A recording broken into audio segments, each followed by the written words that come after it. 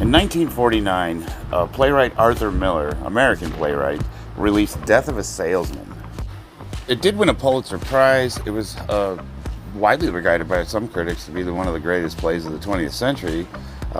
It talks about a lot of deep existential themes. It talks about the American dream, the anatomy of truth and identity. It goes into the psychology of like aging men as we get older. That some people have noted that it has strong anti-capitalist themes, and it does. But I think you can get lost in the weeds with that because it's kind of like throwing the baby out with the bathwater. Me being a staunch individualist, I'll be the first person to speak out against anti-capitalist, communist rhetoric. But in this case, I feel like the play, even if it is an anti-capitalist message, it does have some important things for people to consider. And you also have to remember that when this play came out, that was during the Big Red Scare, the McCarthyism era, there was a lot going on, and Hollywood definitely was red at that time. But that's a conversation for another day. I digress. What I really wanted to focus on was our protagonist, Willie Loman. He's a traveling salesman, and basically he's disappointed with his life. And he's aging, and you could argue that he's starting to slip into he's becoming senile, essentially. The two big themes I want to focus on is how Willie is approaching the problems in his life and what he fails to do to correct them, and the message that he sends, his relationship with his oldest son, Biff. His oldest son, Biff, basically is like the football star. He was the kid in school with a lot of potential. He didn't really do that well at school. But he struggles with trying to fulfill his dream when he wants to live up to his dad's expectations. But his dad constantly sends him the wrong message. He doesn't teach him right. He inappropriately fills his head with the wrong ideas as to how he can meet those expectations. So essentially, Willie passes his failures on to his son in a way. And it was quite unintentional because Willie was trying to prepare his son. If anything, Willie wanted to take care of his son, and he wanted to set him up for success. And he wanted to make his life better than his was. But he did so in a way that was selling himself as something he wasn't. So Biff, his son, got the wrong idea of what he should try to be as a man. And basically, Willie's using a lie to get his son to have something to aspire to. And his son is trying to aspire to be that lie. And the problem becomes circular. So what is the point of even talking about this? Well, basically, it kind of mirrors what I'm going through in my life. And I found that this play was an excellent example of how we as men kind of get the wrong ideas and we pursue the wrong thing and we have the wrong focus. And then on top of it, we compound that by lying to ourselves.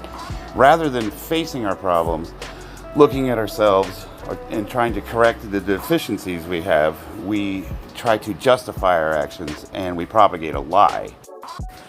Willie is getting older and he's starting to get senile and he's having an existential crisis. He believes that he missed his mark. He didn't pursue his dreams. He didn't do anything meaningful, and he feels like his life has passed him by, and now he's faced with mortality.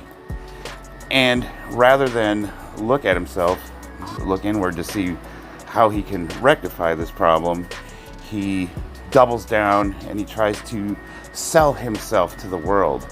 Basically, he tells his wife and his friends how successful he is as a salesman, and he's moderately successful. He made enough money to have a house, and he's got a family, and he does have things of value, but in his mind, in that subconscious, he never took a chance. He never went for it. He always took the easy path.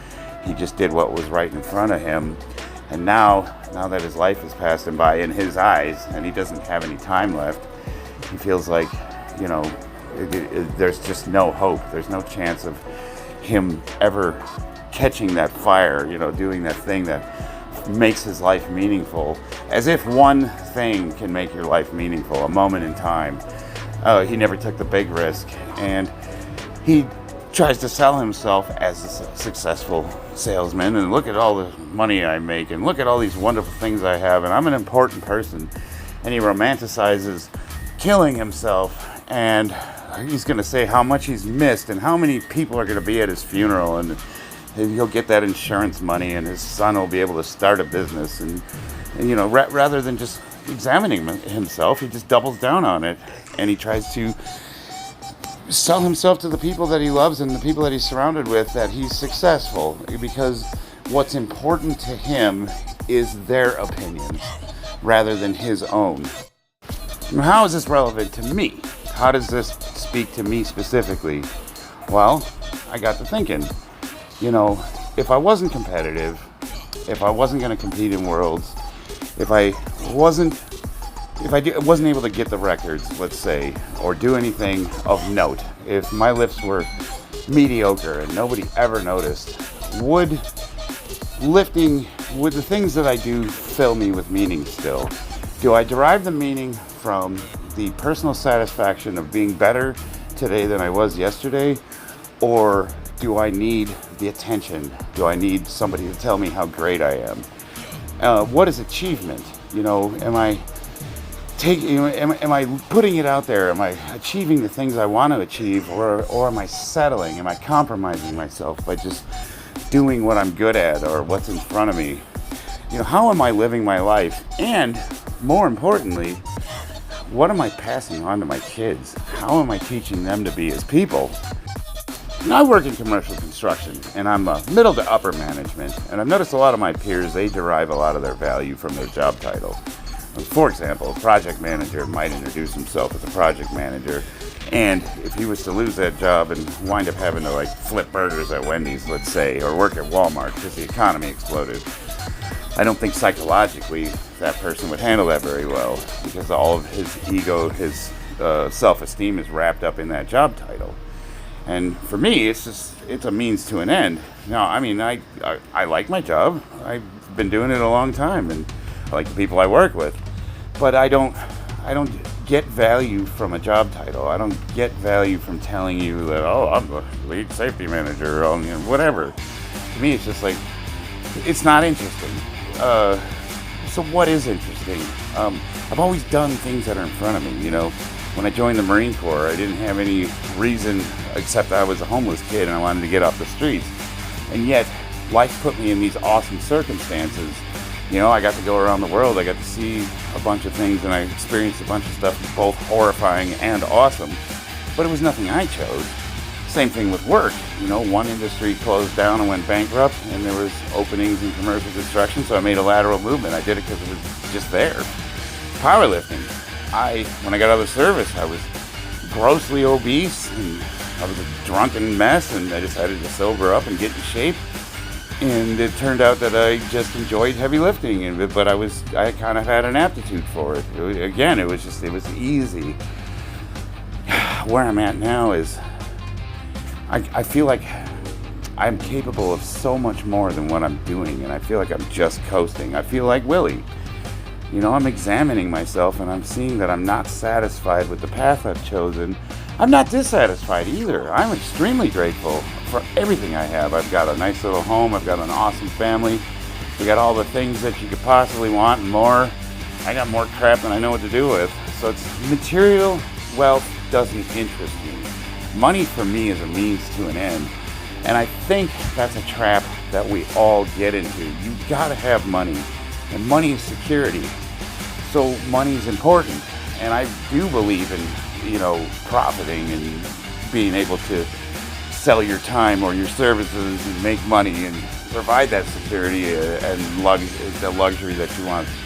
I have a thing for shoes and watches, and they don't provide me with anything other than foot covering and being able to tell what time it is, but I'm one of those guys that's willing to spend a few extra bucks for a nice watch. But at the same time, it bothers me when people use their material wealth that they have as a way to measure themselves against other people. A good example would be that BMW guy that looks down on you because you drive a Chevy Sonic. Like, well, I have a Benz, baby. And I'm like, I could have bought a Benz if I wanted it. I don't want that car. I want something that gets good gas mileage. So people that I think we as a society, we've really kind of fallen into this thing where we measure ourselves by the amount of trinkets we have. And it's, we're all one paycheck away from being the guy that we're making fun of. At least I am. I don't know about you guys. And it kind of brings me full circle to why I do what I'm doing. The videos on YouTube. Somebody let the cat out of the bag at work, and they showed my coworkers that I make these videos. So there's a lot of people I work with that didn't even know that this side of me existed. They just saw me as another gym douche, and I kind of kept it to myself. I didn't talk about it, and now they all see I'm kind of a little bit of a weirdo. I make these silly videos, and now I've had good reactions and bad reactions. I had one guy call me derogatory names because I trained in my underwear, what he said. But other guys tell me that it's awesome, and it's been a little weird. It's been a little weird now that they all know that I do this. But the same question keeps coming up. Well, why do you do it? And the answer is, it's so I don't wind up like Willie. The reason I'm competing at Worlds, and the reason why I'm trying to break what's probably going to be, at the end of the day, unobtainable records, the reason why I'm putting so much effort in, is so that I can say at the end of the day, I tried. Whether I make it or not is irrelevant. I don't want to look back on my life and say, I had all these chances to do something. I'm 48, man. The window's closing, and I don't want to look back and just say, I never took a shot. I never went for it. So that's what I'm doing now, is I'm going for it. And there's a couple areas other areas in my life where I'm thinking about branching out. I'm actually kind of an accomplished artist, and I want to start doing tattoos. There was a time in my life where if I would have seized the opportunity, I could have been a comic book artist. I could have been working for a subsidiary of DC. It was actually Image. I'm sorry, Top Cow. And I didn't seize the opportunity because to do that professionally, it would have meant that I would have had to starve to death for a while, or basically I was too lazy. Like, I didn't want to do that and work at the same time, so I didn't take the opportunity. I got a really late start in life. I was a mess when I got out of the military, and I basically wasted a complete decade of my life, and I was lost, meaningless, just surviving. And now that I'm awake, now that I'm achieving, I want to make sure that I'm doing things for the right motivations. I want to be better today than I was yesterday, and that's really what it comes down to. We're competing against ourselves, and then the flip side of that is I also want to pass that along to my son. I want him to be well-adjusted. I want him to have good personal relationships, and I want him to do things for the right reasons. I don't care if he follows in my footsteps. I don't even think he really likes lifting all that much, and that's fine. I'm trying to impress upon him that it's important for a man to be strong, but outside of, being physically capable, is it necessary to do what I do? No, but that's what I'm personally passionate about, and that's what I want him to do. I want him to follow his passions. I want him to make sure that he's not just living to go to work, and he's not focused on just trying to make as much money as possible, so at the end of the day he could say he has more stuff than the guy next to him. To me, that's completely irrelevant, and it doesn't lead to a fulfilled life. Great, you have the nicest car in the parking lot. Now what? You're an insufferable douchebag and nobody likes to hang out with you. Can your money buy anything that's going to fix that? I think at the end of the day, the measure of a man's worth is determined by the quality of his personal relationships with the people he loves. I could have $1 billion in the bank, but if my wife can't stand me, what do I have? I've got a crappy, loveless relationship, but I can go and do all the things I want to do. I could be selfish. I could do things that are unfulfilling. And to wrap this up, I want to say to my older gentlemen, most important, it is never too late to start. Willie Willie he took the easy way out. He didn't think that there was a way to fix his problems. He thought he was too far gone. He thought his life had passed him by. And I'm telling you right now, yeah, you're not going to achieve what you were able to in your 20s. But that doesn't mean you can't be the best version of yourself that you can be today. You know what? I'm 48 years old. I'll never be as strong as I could have been in my 30s or my 20s. Well, why not try to be the strongest 40-year-old or the 50-year-old or 60-year-old? Why not try to be the best in your peer group? But most importantly, don't do things that you don't get meaning from. If you don't enjoy it, don't do it. Find something that brings you joy and pursue that.